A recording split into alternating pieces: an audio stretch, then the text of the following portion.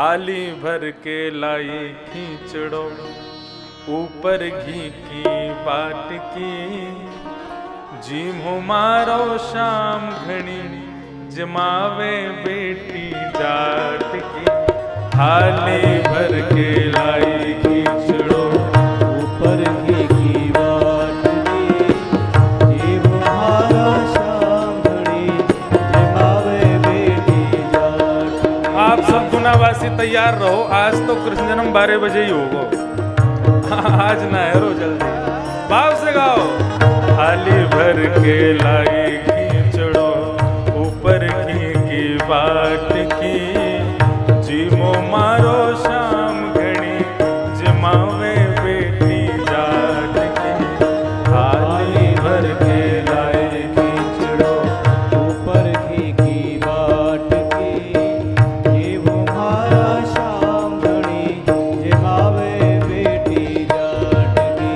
जमावे बेटी जाट की। जमावे बेटी जाट की। जमावे बेटी जाट की। जमावे बेटी जाट की। ओ बाबा मारो काम गयो है, ना जाने कब आवे गो। बाबा मारो काम गयो है, ना जाने कब आवे। बाबा मारो काम गयो है, ना जाने कब आवे गो। बाबा मारो काम गयो है, ना जाने कब आवे दो। उनके भरोसे बैठो रहो तो भूखो ही रह जावे गो। उनके भरोसे बैठ गयो तो भूखो ही रह जावे गो। हाँ, उनके भरोसे बैठो रहो तो भूखो ही रह जावे गो। उनके भरोसे बैठ गयो तो भूखो ही रह जावे गो। कर्मा बाई कह रही है, बोले खिचड़ी देख के तुम्हारा मन ना कर रहा हो, मीठो खावे को मन कर रहा है। आज खिचड़ी खा लो, कल रबड़ी खिलाऊंगी। आज जमाऊं ताने खींचड़ो, काल राबड़ी घाट की। आज मो मारो शाम घनी, जमावे बेटी जाट की। थाली भर के लाई खींचड़ो, ऊपर घी की बाट की। जीमो मारो शाम घनी, जमावे बेटी जाट की। जमावे बेटी जाट की। जमावे बेटी भक्त वत्सल भगवान की।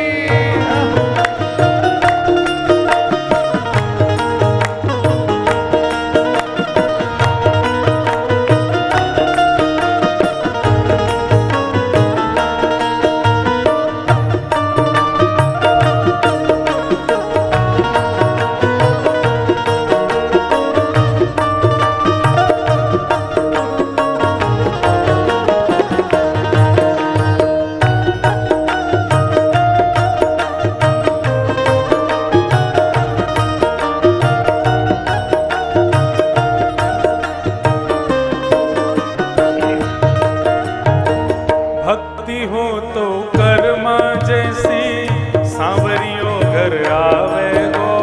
भक्ति हो तो कर्मा जैसी, सावरियों घर आवे गो। भक्ति हो तो कर्मा जैसी, सांवरियों घर आवे गो। भक्ति हो तो कर्मा जैसी, सावरियों घर आवे गो। भक्ति भाव से पूरन होके हर्ष हर्ष गुण गावे गो। भक्ति भाव से पूरण है के हर्ष हर्ष गुण गावे गो। हाँ, भक्ति भाव से पूरन है के हर्ष हर्ष गुण गावे गो। भक्ति भाव से पूरण है के हर्ष हर्ष गावे गो। साचो प्रेम प्रभु से हो तो, साचो प्रेम प्रभु से हो तो, साचो प्रेम प्रभु से हो तो, साचो प्रेम प्रभु से हो तो मूरत बोले काट की। जिमो मारो शाम घड़ी, जमावे बेटी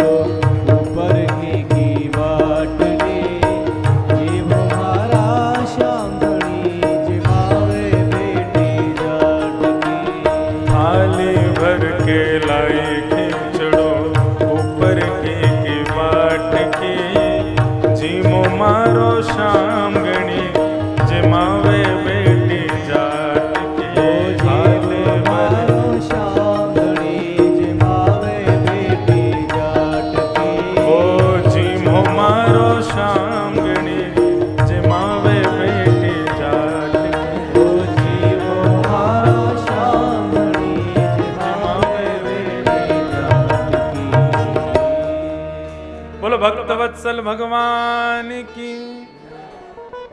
भक्ति हो तो कर्मा जैसी सांवरियो घर आवेगो। भक्ति भाव से पूर्ण होके हर्ष हर्ष गुण गावेगो। भगवान को भक्ति भाव अति प्रिय है।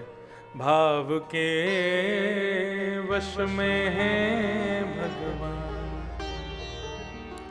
भाव नहीं तो सब साधन झूठो। भाव नहीं तो सब साधन झूठो। बिरथा सकल निधान। भाव के वश में है भगवान। भाव नहीं तो भाव होए तो। भाव नहीं तो हर मंदिर में। भाव नहीं तो हर मंदिर में। दीखत बस पाषाण। और भाव होए तो जित देखूं तित। दीखत सुंदर श्याम। भाव के वश में है।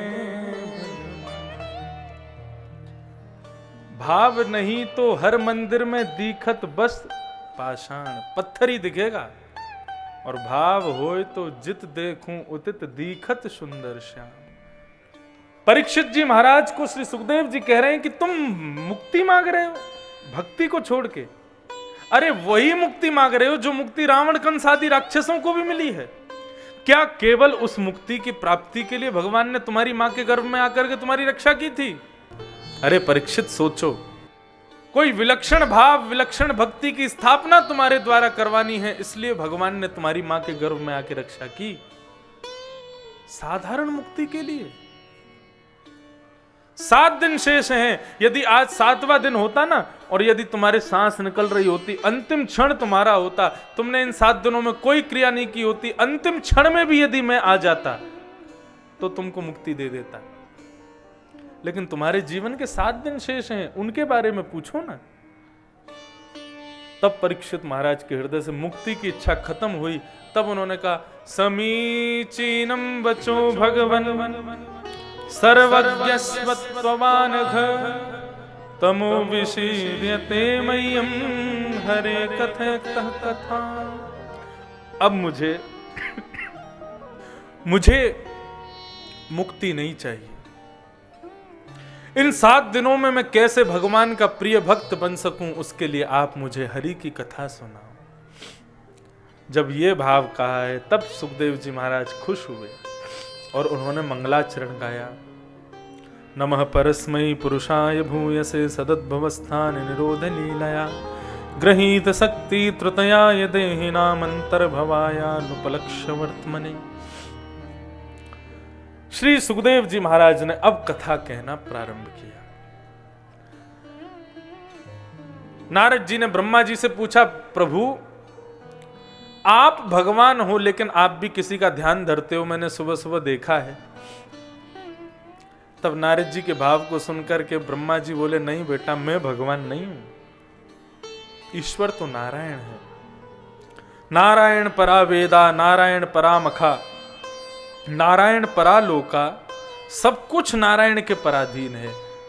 भगवान तो केवल नारायण है, मैं भी उनके पराधीन हूं। तब उन्होंने संपूर्ण वृत्तांत बताया और चतुश्लोकी भागवत को श्री नारद जी महाराज को प्रदान किया। किस भाव से दिया? त्वमे तद विपुली कुरु, तुम इसका विस्तारीकरण करोगे। पहले भागवत केवल 4 श्लोकों में थी। श्री ब्रह्मा जी ने नारद जी को दी, नारद जी ने व्यास जी को दी, व्यास जी ने वही 4 श्लोकों की भागवत 16,108 18,000 श्लोकों में परिणित की, विस्तारीकरण किया। इस प्रकार ये पूरी कथा बताई गई, किस प्रकार ब्रह्मा जी ने नारद जी को चतुश्लोकी भागवत दी और भगवान ने ब्रह्मा जी को चतुश्लोकी भागवत दी। संपूर्ण वृत्तांत बता करके तृतीय स्कंद प्रारंभ हुआ। तृतीय स्कंद में 2 भक्तों का मिलन हुआ, उद्धव और विदुर। उद्धव कौन है? भगवान यदुवंशियों के सेनापति। और विदुर कौन है? कौरवों के सेनापति। दोनों भक्तों का मिलन वृंदावन में हुआ। विदुर जी महाराज ने उद्धव जी से पूछा, अरे द्वारिकाधीश के सेनापति, बताइए ना हमारे द्वारिकाधीश कैसे हैं। विदुर जी भी राज शासन छोड़ चुके थे। क्यों? भगवान शांति दूत बनकर के आए थे कौरवों के पास, और कौरवों से आकर के, दुर्योधन से आकर के भगवान ने प्रस्ताव रखा कि दुर्योधन, ये महाभारत युद्ध मत करवाओ। यदि ये महाभारत युद्ध होगा, कितनी माताएं विधवा हो जाएंगे, कितने बालक अनाथ हो जाएंगे, खून से बहेगी गंगा कितने वर्षों तक। मत करो ये युद्ध। हम कुछ नहीं चाहते, केवल 5 पांडवों को, कुछ नहीं तो भारत के छोटे छोटे 5 गांव दे दो, वो वहीं रह लेंगे, लेकिन युद्ध मत करो। लेकिन दुर्योधन ने कह दिया, सुच्चग्रैव न दास्यामि बिना युद्धे न केशव, सुई की नोक के बराबर जमीन भी बिना युद्ध के नहीं दूंगा, युद्ध तो होगा। भगवान बोले ठीक है। इस बात को विदुर जी ने जब सुना तो विदुर जी ने जाकर के धृतराष्ट्र से कहा कि भगवान ने कितना बढ़िया बात बताई थी, 5 छोटे गांव मांगे थे, लेकिन तुम्हारे पुत्र ने किस प्रकार अनादर किया उनका। अरे धृतराष्ट्र, हमें तो लगता है तुम्हारे घर में ये आस्तीन का सांप है। कौन? दुर्योधन। इसको घर से निकाल दो। इस बात को किसी ने जाकर के दुर्योधन को कह दिया कि विदुर काका आपको आस्तीन का सांप कह रहे हैं। दुर्योधन को जैसे ही पता चला तो आकर के विदुर काका को उल्टा सीधा बोलने लगा, हमारा अन्न खाते हो, हमारे अन्न पर पलते हो, हमें उल्टा सीधा बोलते हो।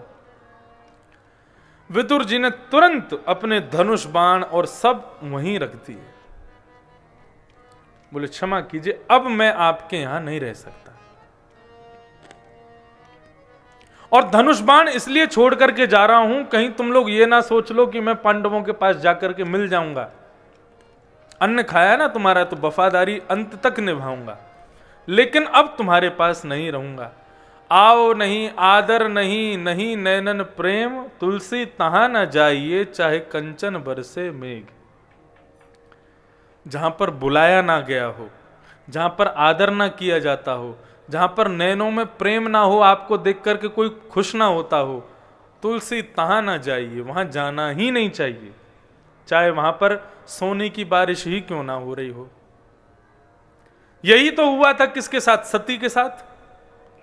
आमंत्रण नहीं था दक्ष प्रजापति का, लेकिन फिर भी गए, और गए तो वहां पर फिर जो हुआ सबको पता है। विदुर जी महाराज ने तत्क्षण राज्य छोड़ दिया, वृंदावन में श्री उद्धव जी से मिले, उद्धव जी से पूछा, तब उद्धव ने बताया भगवान अपने स्वधाम चले गए, जाते जाते ज्ञान उपदेश करके गए भागवत धर्म का, और मैत्रेय मुनि को उन्होंने आज्ञा की कि तुम्हारे आश्रम पर मेरा प्रिय विदुर आएगा, उसको ये भागवत धर्म तुम सुना देना। मैत्रेय मुनि आपका हरिद्वार में इंतजार कर रहे हैं विदुर जी। विदुर जी तुरंत दौड़ करके हरिद्वार पहुंचे हैं और मैत्रेय मुनि के आश्रम पर जाकर के उन्होंने प्रणाम किया, और वहां पर मैत्रेय और विदुर संवाद चला है। केवल एक श्लोक में हम लोग ये सुने, बहुत बड़ा है इसलिए मैं केवल एक श्लोक मात्र स्पर्श करूं। मैत्रेय विदुर संवाद, फिर पुनः कथा के बीच में ये कोई ना कोई प्रसंग आते रहेंगे। विदुर जी महाराज ने मैत्रेय मुनि से एक प्रश्न किया, और ये प्रश्न इतना सुंदर है कि सबको सुनना चाहिए। सुखाय कर्माणि करोति लोको न ते सुखम वान्यदुपारम्वा विन्देत भूयस्तद एव दुःखम यदत्र युक्तम भगवान वदेन्न।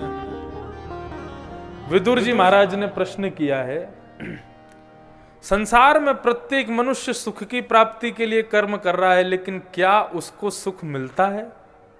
नहीं मिलता। सुख केवल अनुभव मात्र होता है। जब सुख की प्राप्ति के लिए कर्म किया गया तो फिर सुख मिलता क्यों नहीं है? भगवान ने इसका उत्तर दिया, सेयम भगवतो माया, ये मेरी माया है। यदि मानव को कर्म करने के बाद जो उसको चाहिए वो यदि मिल गया तो वो कर्म करना छोड़ देगा, आलसी हो जाएगा। इसलिए मैं सदैव उसको वो वस्तु देता तो हूं, लेकिन किसी ना किसी वस्तु का सदैव अभाव बना करके रखता हूं, ताकि उसको पाने के लिए वो कर्म में लगा रहे, करता रहे। वास्तव में सुख क्या है? सुख केवल एक इमेजिनेशन है, सुख केवल एक सोच है हमारी, वास्तव में सुख होता नहीं है। अब आपको क्या बताएं, शास्त्रों में ऐसा वर्णन है कि देवता अमृत पीते हैं, लेकिन जब हम लोगों को रसगुल्ला खाता और कचौड़ी खाता हुआ देखते हैं ना, तो देवताओं को हम पर घृणा होती है। राम राम राम, क्या खा रहे हैं, हमारा अमृत अच्छा है इससे। तो ये लोग कैसे खा जाते हैं? जब हम लोग रसगुल्ला गुलाब जामुन एक बार में गप्प करते हैं तो देवताओं को बड़ी घृणा होती है हमसे। शास्त्राज्ञ है सच में। बोले किस प्रकार? बोले जिस प्रकार मानव को कुकर सूकर को देख के घृणा होती है, ये राम राम क्या खा रहे हैं। लेकिन वास्तव में उनके लिए वही रसगुल्ला है, वही गुलाब जामुन है, कुकर सूकर को उसी में ही सुख मिलता है। ठीक उसी प्रकार ये सुख क्या है? मैंने जिसको सुख मान लिया वही सुख बन जाता है। ये पटका है, मुझे सुख दे रहा है, लेकिन जरूरी नहीं है यहां बैठे हर व्यक्ति को इससे सुख मिलेगा, किसी को नहीं भी मिलेगा, उसके लिए वो सुख नहीं है। तो सुख क्या है? सुख केवल और केवल एक सोच है हमारी, वास्तव में सुख होता नहीं है। हम जिसमें सुख अपने आप को मान लें, जिसमें सुखी खुद को समझ लें, उसमें सुख है, नहीं तो नहीं है। लेकिन गोस्वामी तुलसीदास जी महाराज कहते हैं, दीन कहे धनवान सुखी, धनवान कहे सुख राजा को भारी, राजा कहे महाराजा सुखी, महाराजा कहे सुख इंद्र को भारी, इंद्र कहे चतुरानन को सुख, और ब्रह्म कहे सुख विष्णु को भारी, पर तुलसीदास विचार कहे, हरि भजन बिना सब जीव दुखारी। हरि के भजन के बिना सब दुखी। इसलिए क्या करो?